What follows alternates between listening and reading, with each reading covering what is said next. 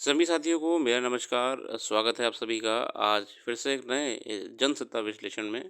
और आज हम बात करने वाले हैं 11 जून के बारे में। देखते हैं 11 जून को कौन सी खबरें रही हैं। नई सवाल गठन हो चुका है। दुख की बात है कि रियासी ज़िले में आतंकी हमला हुआ था। एक बस पे हमला करा गया है, उस पे जांच चल रही है। इसके अलावा हम अपने संपादकीय में आना पसंद करेंगे। आज देखें कर्क मेधा में क्या लिखा है। सामान्य नेता लोगों को उस जगह ले जाते हैं जहां वह जाना चाहते हैं। महान नेता वहां ले जाते हैं जहां लोग जाना नहीं चाहते फिर भी जाने की आशा रखते हैं। रोजलिन कार्टर साहब का ये बढ़िया सी बात कही है। और आज के लेख में हम बात करने वाले हैं तपती गर्मी तपती धूप के बारे में। योगेश कुमार गोयल जी द्वारा क्या लिखा गया है इसके बारे में देखते हैं। देश के ज़्यादातर हिस्सों में लोग भीषण गर्मी से बेहाल नज़र आ रहे हैं। दिल्ली कई इलाकों में तापमान का पारा छू रहा है। आमतौर पर ठंडे रहने वाले शिमला मनाली धर्मशाला सहित लगभग तमाम पर्वतीय शहर भी तप रहे हैं। वैसे तो हर वर्ष उत्तर पश्चिमी भारत मध्य पूर्व और उत्तर प्रायद्वीपीय भारत के मैदानी इलाकों में मार्च से जून के दौरान लू का दौर चलता है। लेकिन जैसे जैसे पृथ्वी गर्म होती जा रही है दिन और रात भी सामान्य अधिक गर्म हो रहे हैं। पेड़ पौधों की कमी, अधिक शहरीकरण तथा कंक्रीट से अधिक निर्माण आदि इसका कारण है। मैंने साथियों इस बार इसको संबंधित एक लेख भी लिखा था। आप मेरी वेबसाइट पर जाके देखिएगा, अर्बन हीट आइलैंड्स के बारे में सर्च करिएगा साथियों। अर्बन हीट आइलैंड्स के बारे में आपको ना वहाँ पे एक बहुत बढ़िया सा आर्टिकल मिल जाएगा। वेबसाइट पे जाते ही आपको ऊपर एक सर्च का ऑप्शन आएगा, उसमें लिख दीजिएगा, आपको आपको वो ब्लॉग मिल जाएगा, पढ़िएगा एक बार। असल में ग्लोबल वार्मिंग बढ़ रही है ना, मैं डिस्कस कर चुका हूँ बार बार, तो मैं ज़्यादा समय नहीं लूँगा इसमें आपका। बेसिकली इसमें बात वही करी है। अर्बन हीट हाईलैंड इम्पैक्ट कहते हैं इसे। Basic urban heat island effect होता क्या है, चलिए मैं आपको बता दे रहा हूँ। Urban heat island effect basically ये होता है कि जैसे जैसे शहरों का अर्बनाइजेशन हो रहा है, अर्बनाइजेशन होने के कारण हमने पूरा पूरा कंक्रीट का जाल बिछा दिया है। ठीक है, हमने पूरा पूरा कंक्रीट का जाल बिछा दिया है। हमने ग्रीनरी काट दी है। हमारे आसपास बड़ी बड़ी बिल्डिंगें बड़ी बड़ी इमारतें हो गई हैं, मकान हो गए हैं, छोटे मोटे मकान भी कंट्रीब्यूट करते हैं। हमने तपन बढ़ा दी है। देखिए गर्मी पहले भी हुआ करती थी, ऐसा नहीं गर्मी पहले थी ही नहीं, बिल्कुल हमसे पहले तो बिल्कुल ठंडा धरती नहीं। गर्मी पहले भी थी, मगर परिवर्तन क्या आता है कि हरे भरे पेड़ों के होने से साथियों, हरे भरे पेड़ों के होने से जो गर्मी है उसका असर कम हो जाता था। जंगल झाड़ियाँ होने से, ग्रीनरी होने से वो अपनी नेचुरल प्रोसेस के माध्यम से तापमान को कंट्रोल में रखते थे। मगर हमारी कंक्रीट की बड़ी बड़ी बिल्डिंगों ने असंभव कर दिया है। हमने भी विकास के नाम पे पेड़ों का जिस तरीके से कटान कर दिया है साथियों, हमने इस बढ़ती गर्मी में अपना योगदान दिया है। सड़क गर्म हो जाती है, कंक्रीट के फ्लोर स्लैब गर्म हो जाते हैं, एक डोम सा बन जाता है, ग्लोबल वार्मिंग हीट ट्रैप हो जाती है। हम गाड़ियों से चलते हैं, धुआं निकलता है, गैसेस निकलती हैं। हमारे यहाँ एसी यूनिट लगे हुए हैं, वो धुआं निकालते हैं, गैस निकलती है। फैक्ट्रीज़ हैं, शहरों में बड़ी बड़ी फैक्ट्रियाँ काम कर रही हैं, जनरेटर्स चल रहे हैं। ये एक पूरा हीट आइलैंड सा बन गया है। बाकी इस बारे में मैं लिख चुका हूँ, आप उसे एक बार अध्ययन कर लीजिएगा। हम आगे बढ़ते हैं।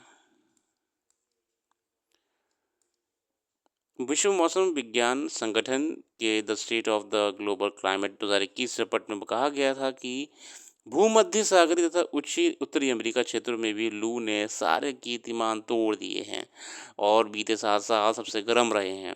रिपोर्ट के मुताबिक विगत 9 दशकों में धरती से लेकर समुद्र तक इंसानी दखल पड़ने से मौसम का मिजाज बिगड़ रहा है।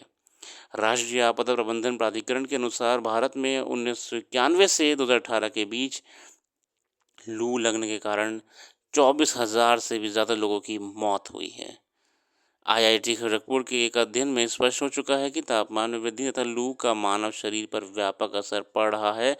गर्म हवाओं से मस्तिष्क आघात, हृदयघात, नसों में खून के थक्के जमने की आशंका इत्यादि बढ़ जाती हैं। अत्यधिक तापमान से जहां सार्वजनिक और निजी क्षेत्रों में प्राथमिक तथा माध्यमिक स्तर की स्वास्थ्य प्रणालियों की चिंता बढ़ जाती है, वहीं लू का श्रमिकों का उत्पादकता भी प्रतिकूल असर पड़ता है। देखिए गर्मी से तो वैसे ही सारे काम रुक जाते हैं। हमें देखिए समय रहते ना क्लाइमेट को स्टेबल करना पड़ेगा। ज़्यादा से ज़्यादा पेड़ लगाए जाएँ, ज़्यादा से ज़्यादा ईवी टेक्नोलॉजी की तरफ शिफ्ट हो जाएँ हम, तो हम कुछ असर कम कर पाएँगे। ठीक है। अगला लेख कश्मीर को लेके है, जम्मू कश्मीर को लेके। मैं इस पे नहीं जाऊँगा, ये तो अभी खबर चल रही है तो इसमें सब क अपडेट्स ही आती रहती हैं। संघ की शक्ति, राष्ट्रीय संघ के चुनाव में इस बार बड़ी उलटफेर देखने को मिली। दक्षिणपंथी रुझान वाले दलों को शानदार कामयाबी मिली है। इस देखते हुए जर्मनी और फ्रांस जैसे देशों के सत्ताधारी दलों को घबराहट बढ़ गई है।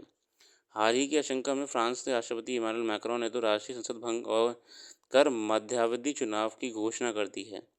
27 सदस्य देशों वाले यूरोपीय संघ में जर्मनी सबसे बड़ा देश है। वहाँ की अल्टरनेटिव फॉर जर्मनी पार्टी मजबूत होकर उभरी है। अरे अभी पता है क्या हो रहा है कि ना यूरोप में बड़ी जो फ्रांस के मैक्रोन साहब हैं, ये तो मतलब जा ही रहे हैं अब तो। बहुत ही बुरी तरह इनको वोटिंग में नुकसान हो रहा है।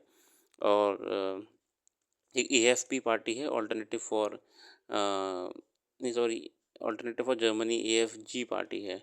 ये असल में बहुत तेज कामयाबी पा रही है, लोगों को इसने अपना वोट शेयर बढ़ा दिया है। यूरोप में बहुत ही चेंज हो रहा है, मतलब यूरोप में अब की बार पूरा नैरेटिव चेंज हो रहा है। आप देखिए इटली की जॉर्जिया मेलोनी जी जो प्रधानमंत्री हैं, उन्होंने तक ये कह दिया कि भैया हमें यूरोप की कैपिटल रोम को बनाया जाए। मतलब यूरोप में जो यूरोपियन यूनियन का ढांचा है वो धीरे धीरे कमज़ोर हो रहा है।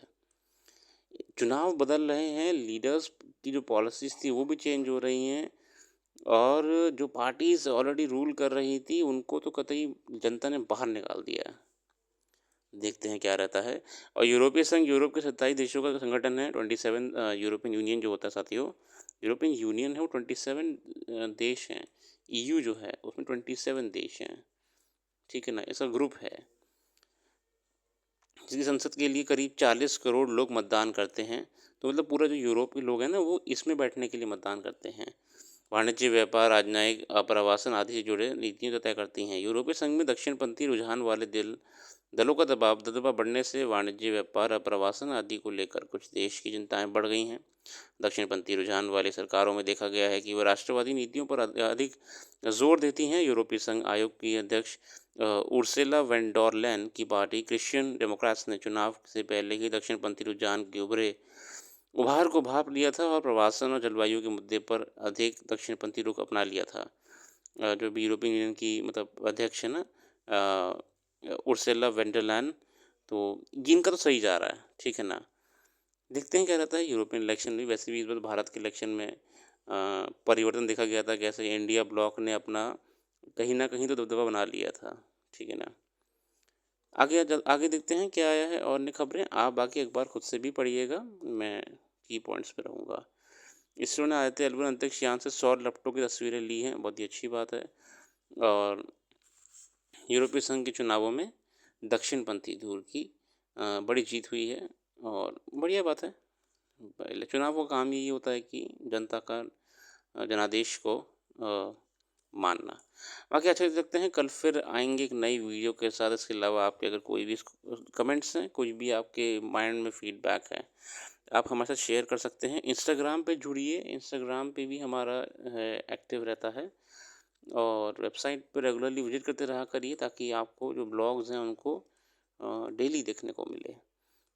नॉलेज नॉलेज गेन होगी आपकी भी। Thank you.